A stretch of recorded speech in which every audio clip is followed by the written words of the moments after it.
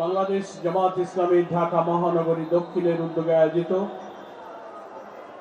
ঐতিহাসিক জুলাই গণ অভ্যুত্থানের প্রথম বার্ষিকী পালন উপলক্ষে বাংলাদেশের রাজনীতির কেন্দ্র এবং সূতিকাগার রাজধানী ঢাকার ঐতিহাসিক পল্টন মোড়ে সমবেত আজকের এই ঐতিহাসিক জনসভায় সংগ্রামী সভাপতি ঢাকা মহানগরী আমির জননেতা নুরুল ইসলাম বুলবুল, মঞ্চ উপস্থিত সংগ্রামী কেন্দ্রীয় এবং মহানগরী নেতৃবৃন্দ, ইসলামী ছাত্র শিবির জামাত ইসলামী নেতৃবৃন্দ, আমার গণমাধ্যমের প্রিয় বন্ধুরা, আজকের এই সমাবেশে উপস্থিত এবং যারা প্রযুক্তির মাধ্যমে আমাদের এই জনসভাকে উপভোগ করছেন, আমার প্রিয় দেশবাসী ভাই ও বোনেরা, আজকে আসলে কর্মসূচি হচ্ছে আমাদের মিছিল। আলহামদুলিল্লাহ, আল্লাহ তাআলার ইচ্ছা সকাল থেকে রোদ, মাঝখানে একটু বৃষ্টি, আবার একটু রোদের আলো। আল্লাহ তাআলা একটা মিক্সচার আবহাওয়া দিয়েছেন, নাকি বলেন? আপনারা ক্লান্ত হননি তো?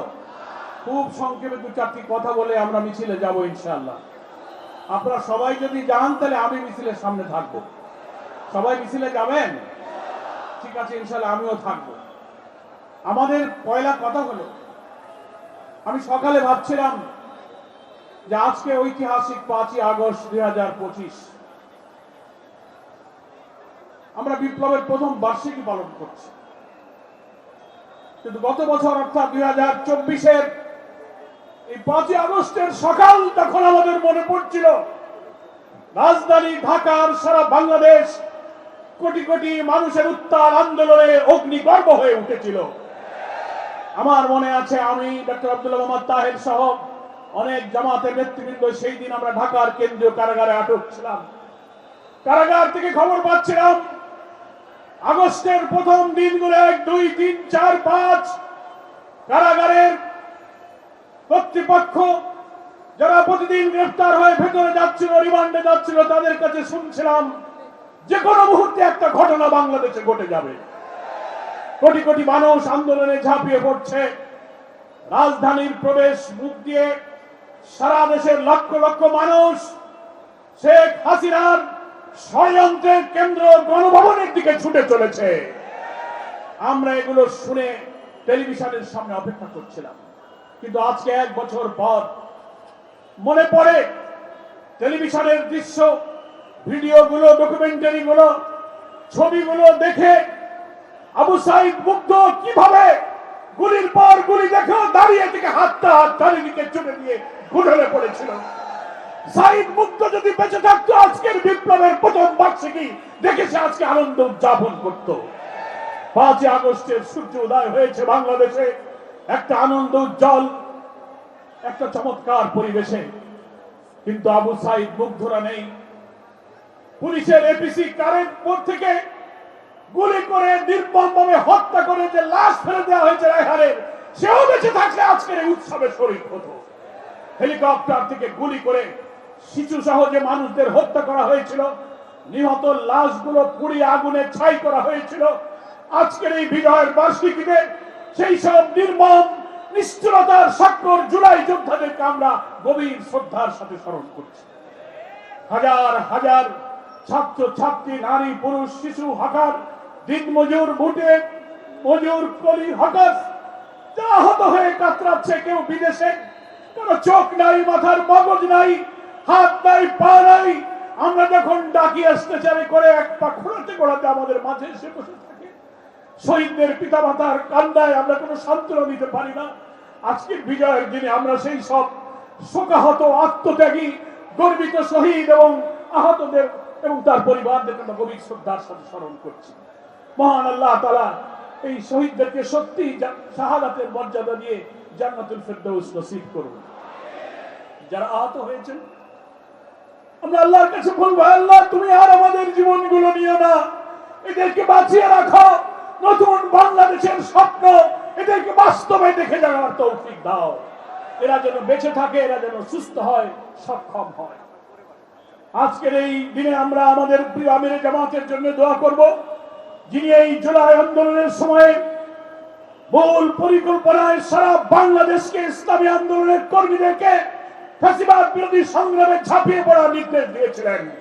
সেই ডাক্তার শফিকুর রহমান অসুস্থ অবস্থায় এখন হাসপাতালে আছে। দেশের এবং প্রবাসের কোটি কোটি মানুষ তার জন্য দোয়া করেছেন, অস্ত্রসিক্ত হয়েছেন। আমরা আমাদের রবের কাছে প্রাণ ভরে শুকরিয়া জানাই। আমরা যতটা তাড়াতাড়ি তার সুস্থতার কামনা করেছিলাম, নির্ভুল চিকিৎসার আশা করেছিলাম, আল্লাহ তাআলা আমাদের আশার চেয়ে অতি দ্রুত তাকে সুস্থ করে দিচ্ছেন, আলহামদুলিল্লাহ। আমরা দোয়া করি আমাদের এই প্রিয় নেতাকে আল্লাহর নেক হায়াত দান করুন। নতুন বাংলাদেশের স্বপ্ন যিনি দেখেছেন, জাতীয় ঐক্যের ডাক যিনি দিয়েছেন, তার নেতৃত্বেই বাংলাদেশে নতুন বাংলাদেশ আমরা গড়ব ইনশাআল্লাহ। প্রিয় ভাইরা আমার,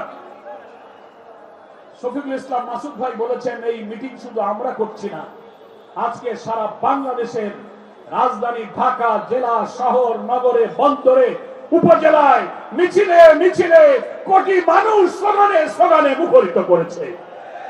আমরা আজকে রাজধানী ঢাকায় সেই মিছিল করছি। আমরা আজকে যেমন আনন্দের দিন, আমরা ভেবেছিলাম বিপ্লবের একটা বছর তো পার হয়ে গেল, অনেক কিছুই হয়তো এক বছর পেয়ে যাব, কিন্তু মাঝে মাঝে সরকারের অভ্যন্তর থেকে বা জাতীয় রাজনীতি অথবা ফ্যাসিবাদ বিরোধী এক আন্দোলনে আমরা যখন একসাথে ছিলাম, তাদের কিছু কিছু কথা, কিছু কিছু কাজ, কিছু কিছু ভূমিকা অনেক রহস্য, অনেক সংশয় তৈরি করতেছে। কি বলেন, ঠিক কিনা? আমরা সরকারের গঠিত জাতীয় ঐক্যমত্য কমিশন, ন্যাশনাল কনসেনসাস কমিশন, যার প্রধান হচ্ছে ডক্টর মোহাম্মদ ইউনূস, যার কো কনভেনর হচ্ছেন ডক্টর প্রফেসর আলী রিয়াজ, একটা অবাধ নিরপেক্ষ নির্বাচনের পূর্বে গুরুত্বপূর্ণ রাষ্ট্রের কিছু অর্গানের সংস্কার না হলে নির্বাচন নিরপেক্ষ হবে না, এই দাবিতে বাংলাদেশ যখন আন্দোলনে উত্তাল হলো, সরকার তখন সংস্কারের সিদ্ধান্ত নিয়ে ঐক্যমত্য কমিশন করলো। রাজনৈতিক দলগুলোকে পরামর্শ চাওয়া হলো, আমরা পরামর্শ দিলাম। ঐক্যমত্য কমিশন বাংলাদেশের গুরুত্বপূর্ণ অর্গান, পুলিশ অ্যাডমিনিস্ট্রেশন, সংবিধান, জনপ্রশাসন, দুর্নীতি দমন কমিশন, নির্বাচন প্রক্রিয়া সহ গুরুত্বপূর্ণ সংস্কারের প্রস্তাব দিল। আমরা সেই প্রস্তাব ঐক্যমতে পৌঁছানোর জন্য জামাত ইসলামীর নেতৃবৃন্দ 2-3 মাস ধরে ঐক্যমত্য কমিশনে আমরা সহযোগিতা করে যাচ্ছি। তারপরে আমরা দেখতে পাচ্ছি কিছু কিছু ব্যক্তি, কিছু কিছু দল যারা নিজেদেরকে খুব বড় মনে করেন, নির্বাচনের আগেই তারা ক্ষমতায় গিয়েছেন বলে ভাবটা দেখান। কি বলেন, ঠিক কিনা? তাদের ভূমিকার জন্য এই সংস্কার কাজে ঐক্যমত্যে পৌঁছা বড় কঠিন হয়ে যাচ্ছে। সনদ, জুলাই চার্টার এবং জুলাই ডিক্লারেশন ঘোষণা দেয়া হবে আমরা দাবি করেছি। জুলাইয়ের মধ্যে সরকার পারে নাই। আজকে 5ই আগস্ট আমরা জানতে পেরেছি মানিক মেহবিনু বিকাল 5টায় অন্তর্বর্তীকালীন সরকারের প্রধান উপদেষ্টা ডক্টর প্রফেসর মোহাম্মদ ইউনূস তিনি জুলাই ডিক্লারেশন সেখানে ঘোষণা দেবেন। আমরা যেসব প্রস্তাব দিয়েছি, জুলাই ডিক্লারেশনের খসড়ায় একটি রাজনৈতিক দল হিসেবে 10 ব্যক্তি মতের ঊর্ধ্বে দেশপ্রেমকে সামনে রেখে একটি সুন্দর রাষ্ট্রীয় কাঠামো নির্মাণ করে অবাধ নিরপেক্ষ নির্বাচনে একটি সুন্দর দেশ গড়ার জন্য যা যা প্রয়োজন আমরা পরামর্শ দিয়েছি। আমরা আশা করব আজকে বিকালে যে জুলাই ডিক্লারেশন পড়ে শোনানো হবে, কিছু কিছু রহস্য সংশয় তৈরি হচ্ছে, কোন চাপে, কোন দলের চাপে যেন সব দলকে উপেক্ষা করে কোন একটি দলের ইচ্ছাকে যেন প্রতিফলিত করা না হয়। লক্ষ কোটি মানুষের রক্তদান এবং আকাঙ্ক্ষার প্রতিফলন যেন জুলাই ডিক্লারেশনের মধ্যে আমরা দেখতে পাই। আমরা সংস্কারের জন্য সংবিধান সহ সব সংস্কারের যেসব প্রস্তাবে সকল দল ঐক্যমত্য হয়েছে, কিছু ব্যাপারে এখন ঐক্যমত্য হওয়ার প্রক্রিয়া চলছে। সবই তো হয়েছে একটি আগামী সুষ্ঠু নির্বাচনের মধ্য দিয়ে নতুন বাংলাদেশ গড়ার জন্য। কি বলেন, ঠিক কিনা? আমরা শুনতে পাচ্ছি না এই সংস্কারগুলো যা একমত হওয়া যাচ্ছে এগুলো এখন বাস্তবায়ন হবে না। ক্ষমতায় যাবে নতুন সরকার, 2 বছর পর এগুলো বাস্তবায়ন করা হবে। আপনারা কি সেই জন্য রক্ত দিয়েছেন? কোন দল ক্ষমতায় গেলে সকল দলের সার্বজনীন মতামতের ভিত্তিতে রাষ্ট্রীয় সংস্কারের প্রস্তাবগুলো বাস্তবায়ন করবেন কি করবে না তা নিয়ে জাতির সংশয় আছে। ইতিমধ্যেই গণমাধ্যমে কোন বড় বড় দলের কোন নেতাই কথা বলে ফেলেছেন, সংস্কারে যা লেখুক, যা আইন বানাক, আমরা ক্ষমতায় গিয়ে সব লেখা আমরা মুছে ফেলে দেবো। বলেছেন না আপনারা? এই কারণে সংশয় তৈরি হয়। সেজন্য আমরা বলবো, আগামী নির্বাচন যখনই হোক, প্রধান উপদেষ্টা নির্বাচনের যে টাইমলাইন দিয়েছেন, আমরা আমাদের প্রিয় আমিরে জামাত বলেছেন কোনো অসুবিধা নেই, আমরা সেই নির্বাচনে অংশ নেব, প্রোভাইডেড সেই নির্বাচনের আগে সংস্কারের মৌলিক কাজ শেষ করতে হবে। শেষ না করে নির্বাচন আমরা মেনে নিতে পারি না। যারা এইসব নির্মমতা নিষ্ঠুরতা করে খুন করেছে, রক্ত লাল করেছে সারা দেশকে, তাদেরকেও নির্বাচনের আগে বিচারের মুখোমুখি করতে হবে।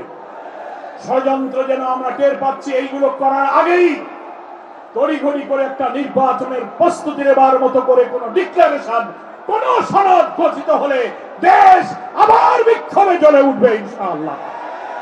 আমরা তাই বলবো, অনেকে যুক্তি দিচ্ছেন কিভাবে এই 7-8 মাসের মধ্যে এই সব সংস্কার আইনগুলো কার্যকরী করা হবে।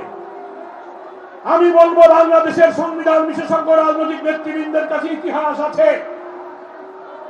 শহীদ রাষ্ট্রপতি জিয়াউর রহমান যখন ক্ষমতায় এসেছিলেন, সেই ক্ষমতাকে বৈধ করে তার রাজনৈতিক দলের প্রধান হওয়ার জন্য তিনি গণভোট দিয়েছিলেন, প্রক্লেমেশন জারি করেছিলেন।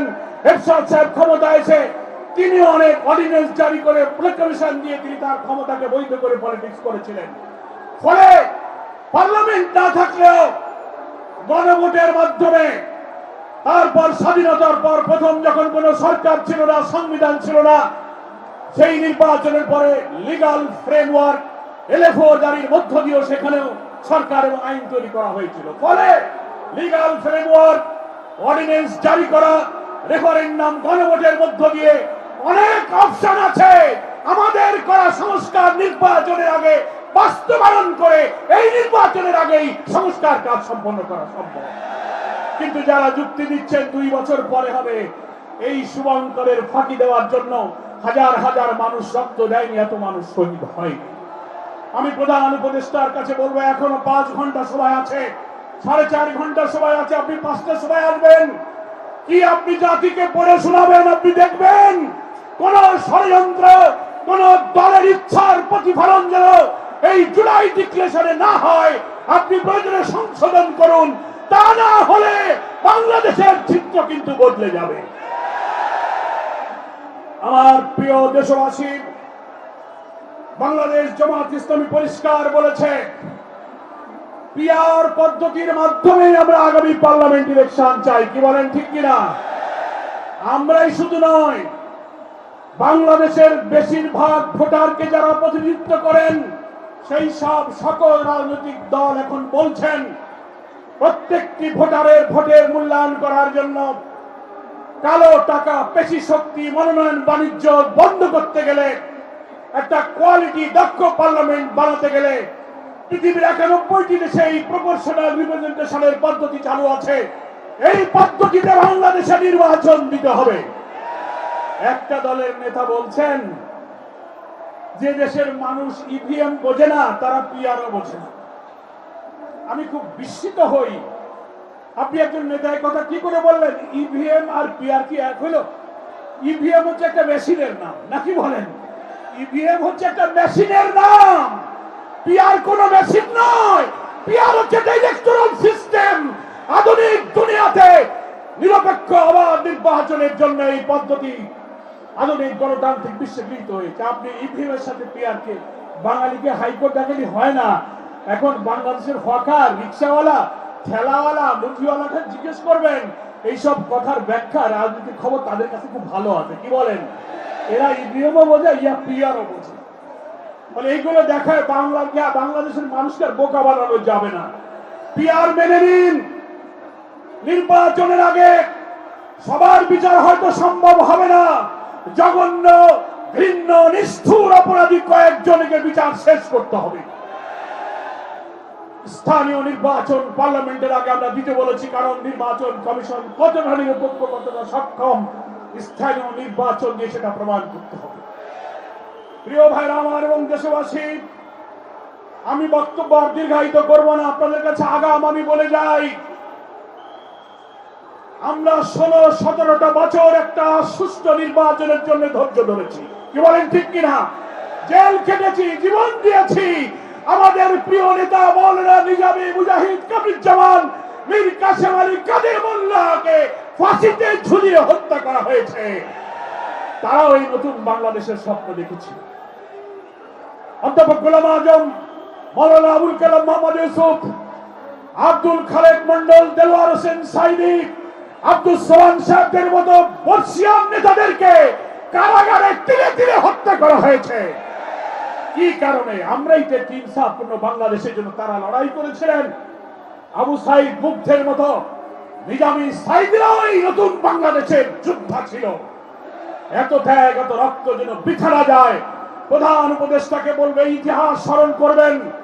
আমরা একটি নিরপেক্ষ অবাধ নির্বাচনে নির্বাচিত প্রতিনিধির কাছে ক্ষমতা হস্তান্তরের জন্য যে জাতি 17 বছর অপেক্ষা করতে পারে, প্রয়োজনীয় সংস্কার এবং বিচার শেষ করে আপনি বলেছেন জুনের মধ্যে নির্বাচন, আমরা বলছি জুন যেন ক্রস না করে, ফেব্রুয়ারি, ওকে আপনি ফেব্রুয়ারিতেই করুন। এই সময়ের মধ্যে আমাদের এই শর্তগুলো মেনে নেওয়া সম্ভব, এগুলো আপনাকে মানতে হবে। হয়তো যুক্তি দিয়ে বাইরের চাপে দুর্বল হয়ে এই দেশকে যদি আপনি আবার একটি সর্বনাশা অন্ধ গলিতে ঠেলে দেন, আমরা আর রক্ত দিতে চাই না। অনেক রক্ত এই জাতি দিয়েছে, 52-তে রক্ত দিয়েছি, 71-এ রক্ত দিয়েছি, আমরা 24-এর জুলাই গণ অভ্যুত্থানে রক্ত দিয়েছি। এই রক্ত আর বারবার দিতে চাই না। এই রক্তেই সংগ্রাম হোক, শেষ সংগ্রাম মুক্তির জন্য। আমাদের এই যে নেতৃবৃন্দ বক্তৃতায় বলল, শিবিরের সেক্রেটারি জেনারেল, ছাত্ররা তো কোটার আন্দোলন থেকে এসে আন্দোলন এক দফায় গেল। ছাত্রদের স্বার্থ না হয় আপনারা বলবেন, কিন্তু যে রিক্সাওয়ালা, যে ফেরিওয়ালা, যে ছোট্ট শিশু জীবন দিল, তারা তো কোনো বিসিএস আর কোনো পরীক্ষার জন্য কিন্তু আন্দোলনে যায়নি। একটি সোনার নতুন বাংলা, ইনসাফপূর্ণ সুবিচার সোনার বাংলা তারা চেয়েছিল। ডক্টর প্রফেসর ইউনূস, আপনি যেমন অন্তর্বর্তীকালীন সরকারের প্রধান, তেমনি আপনি ন্যাশনাল কনসেনসাস কমিশনের চেয়ারম্যান। আপনার কোটেই কিন্তু বল, কোন আবেগে তাড়িত হয়ে, কোন দলের চাপে, কোন পরাশক্তি আধিপত্যবাদের চাপে আপনি ব্রতি স্বীকার করবেন না। কারণ আপনি নিজেই ক্ষমতায় আসেননি। আমরা জানি আপনার কোন ক্ষমতার আকাঙ্ক্ষা ছিল না। জুলাই অভ্যুত্থানের বিজয়ী জনগণ, এই রক্তাক্ত জনপদের তারাই আকাঙ্ক্ষা আপনাকে দাওয়াত দিয়ে নিয়ে আসছিল, কি বলেন? আপনাকে আমরা কনগ্রাচুলেট করেছি, এখনো ধন্যবাদ জানাই। আপনি বলেছেন যা দুনিয়ার কোন ক্ষমতাসীন ব্যক্তি বলতে পারেন, আপনি তাও বলেছেন যে আমি দেশ শাসন করার জন্য আসিনি, আমি নির্বাচিত সরকারের কাছে একটি সুষ্ঠু নির্বাচন করে ক্ষমতা দিয়ে আমি বিদায় নিয়ে আমার জায়গায় চলে যাব। আপনাকে স্যালুট জানাই, কিন্তু তার প্রমাণ দিতে হবে এই নির্বাচনে কারোর সামনে, চাপের সামনে আপনি মাথা নত করেননি। এটা আমরা দেখতে চাই। বাংলাদেশ জামাত ইসলামী আপনার পাশে থাকবে, এদেশের জনগণ আপনার পাশে থাকবে। সেই জন্য এখনো 4 ঘন্টা সময় আছে। আপনি মানিক মেহমিনুতে যে জুলাই ডিক্লারেশন পড়ার জন্য প্রস্তুতি নিচ্ছেন, জুলাই সনদ হয়তো কিছুদিনের মধ্যে হবে, সেখানেও আমরা আমাদের সংশোধন দিয়েছি। কিভাবে আগামী নির্বাচনের আগে এই সংস্কার বাস্তবায়ন করা সম্ভব, ইতিহাস তুলে ধরে, সংবিধান তুলে ধরে ধরে ঐক্যবদ্ধ কমিশনে আমাদের নেতৃবৃন্দ সেগুলো প্রমাণ দিয়েছেন। আপনারা কোনো যুক্তি দিয়ে সেটা ভুল প্রমাণ করতে পারেননি। তারপরেও যদি আমরা শুনি এখন সব ফাঁকি, এই শুভাঙ্করের ফাঁকি বাংলাদেশের মানুষ বহুবার বুঝেছে। স্বাধীনতার 53 শতাব্দী পার হয়ে গেল, আর কত যত্ন দেবে একটা জাতি? আমাদের পরে স্বাধীন হওয়া বহু দেশ, মালয়েশিয়া, সিঙ্গাপুরের মতো দেশ, যারা আমাদের পরে স্বাধীন হয়ে অর্থনীতি, কৃষি, শিক্ষা, শিল্প, বাণিজ্যে পৃথিবীর উন্নত দেশে পরিণত হয়েছে। আমরা শুধু ইতিহাস আর অপ্রয়োজনীয় বিতর্ক সৃষ্টি করে ক্ষমতার লোভে রক্ত ঝরিয়ে দেশকে আমরা অন্ধকারের গভীরে আমরা ঠেলে দিচ্ছি। আমরা উন্নত সমৃদ্ধ একটি নতুন বাংলাদেশ গড়ার জন্য আপনাদের দিকে তাকিয়ে আছি। শুধু আমার দেশ নয়, পৃথিবীর কোটি কোটি মানুষ প্রবাসী যেসব বাংলাদেশি থাকে, দেশকে যারা ভালোবাসে, ইভেন জাতিসংঘ, হিউম্যান রাইটস কমিশন, বাংলাদেশের বিভিন্ন দাতা দেশ এবং সংস্থাগুলো চাচ্ছে এবার এমন একটি সরকার আসুক যারা দুর্নীতিতে চ্যাম্পিয়ন হবে না, বিদেশে অর্থ পাচার করবে না, ভিন্ন মতকে দমন করবে, বিনা বিচারে মানুষকে ফাঁসি দেবে, শিক্ষা, অর্থনীতি, কল কারখানার শাখাকে সমুন্নত রেখে সমৃদ্ধ সোনার নতুন বাংলা গড়ে তুলবে। সেই দেশ দেখার জন্য সারা দুনিয়া অপেক্ষা করছে। আজকে